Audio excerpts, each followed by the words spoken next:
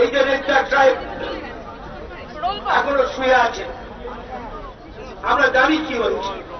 সবাই আমাদের বক্তারা বলেছেন আইন আইনের কথাই চলবে, খুব ভালো। আজকে রেজ্জাক সাহেব এখনো ওঠেননি, খারাপ।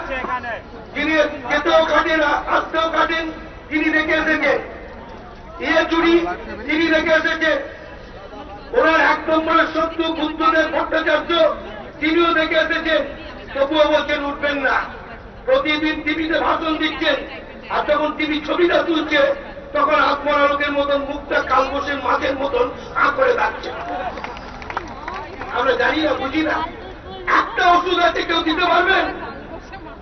এই মিটিং ছেড়ে যেখানে আছে ওর কানে কানে যে বলুন আরাবুল গ্রেপ্তার হয়ে গেছে, তাই দেখবেন কাজ করে রাত দিয়ে সোজা ক্যানিংয়ের দিকে রওনা হয়ে গেছে।